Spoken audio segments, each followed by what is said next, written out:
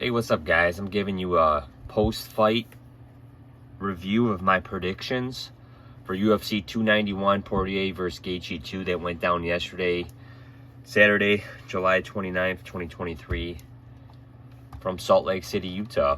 And we were 7 for 11 on predictions. We got 4 wrong. Got Poirier wrong. Rogerio de Lima. I originally picked Lewis, but did change my pick afterwards in the video description. Ribeiro and Cachoeira. So let's go through it, guys, starting from the very first fight. Man, right away I got the first one wrong. Miranda Maverick. She was a bigger favorite heading into this fight too, and I thought Priscilla looked pretty physical. Maverick was coming off a loss. Maverick just kept taking her down and controlling her and just beating her up, man, and eventually got a third round submission with an armbar.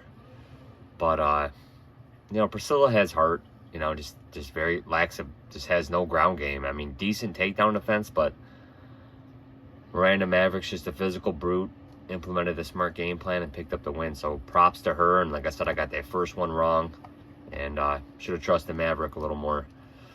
This one I got right, and this one was one I was kind of thinking maybe I was a little off based. Just because we know what a dog Semmelsberger is, man. That guy hits like a truck. Medic knocks him out with a spinning back fist in the third round. Kind of a back and forth affair, but man, props to Medic. Seems like he made the right move to move up in weight. Jake Matthews against Darius Flowers. Flowers came out, pressed him early.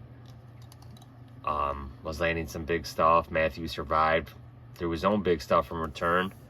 And you could see second half of the first round, Flowers was already gassing, kind of spitting out his mouthpiece. Stuff like that. Matthews taps him with a rear naked choke. Don't know if that was a low blow either in the second round or whatever, but doesn't matter. Jake Matthews, been in the UFC for 9 years. Don't necessarily care for all his tattoos, man. I thought he looked better personally with no tattoos, kind of like when he first came into the organization. But guy looks good. Young guy still, man. But there's a lot of wear and tear on his body. But yeah, he's somebody that's gonna float around at 170, hovering around the top 15, I think, for a while. I don't really see him being top 10 guy, but we'll see where he goes. Kopylov against Ribeiro. Didn't really finish watching that fight, but props to Kopylov, man. He's showing that he was a worthwhile UFC signee. Had a period of inactivity, but glad to see that he's staying active in the organization. CJ Vergara against Vinicius Salvador, another fight that I wasn't able to watch, but props to Vergara. Gabriel Bonfim against Giles. Man, this guy's living up to his submission finish, man. He's a submission finisher, first round too at that, so props to him. Kevin Holland, Darcis Chiesa. It's time for Chiesa to hang it up, man. It's clear the guy doesn't want it, doesn't put in the time. Holland's got a great frame, man. If the guy wants to go back up to 85, let him. The guy's a top 10 welterweight, man. So he's a wild guy, man. But whatever Holland wants to do, I would say, man, hey, if he wants to bounce between the two, let him. But kind of like to see him just stay at 170 for the time being, at least. But he's a big guy for that division. Bobby Green against Tony Ferguson, a fight that I'd like to watch. I was out and about, didn't see it, but props to Green. I kind of heard he was up 20-18, could have been 1-1 going into the third, but yeah, he taps out Tony Ferguson, which is no easy feat, and he does it with 5 seconds left in the third round. Derek Lewis against Rogerio de Lima, flying knee to ground strikes. Shouldn't have doubted Lewis here. He is the higher quality fighter. I mean, Rogerio de Lima's proper weight class is heavyweight. He was on a 2-fight skid. Lewis was on a 3-fight skid, but props to Derek Lewis for getting it done here, man, and getting a finish at that.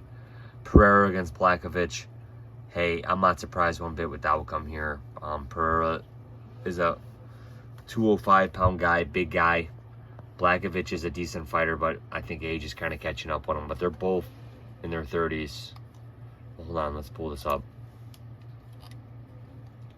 Pereira's 36, Blachowicz is 40, so I'm incorrect on that. Blachowicz is 40, and like I said, I think age is catching up. He can be a little older as a light heavyweight, but still, you know, he's gonna slow down. Gaethje against Poirier, man, what a nasty head kick. That was some serious redemption by Justin Gaethje here against Dustin Poirier. I picked Poirier to win. I doubted Justin, but man, Justin, he's looked good his last couple of fights, man. But don't really think he's I don't know. I think Makhachev and Charles Oliveira have their way with him, man, just because I don't know. I just I don't really trust Justin, man. But hey, you know what? Props to Justin. He shows you that he is a relevant top 5 guy. He still wants it, and it's no easy feat to finish Dustin Poirier. So for him to do what he did, man, that's, you can only tip your cap, man, and just say, hey, man, this guy's putting in the work, man. I mean, who are we gonna say that this guy doesn't deserve to contend for the 55-pound belt again? Because he just finished Dustin Poirier, which not many guys are doing. So props to him, man. This is my post-fight review for UFC 291. Like I said, I got 7 out of 11 right, but yeah, just giving you my take on the fights.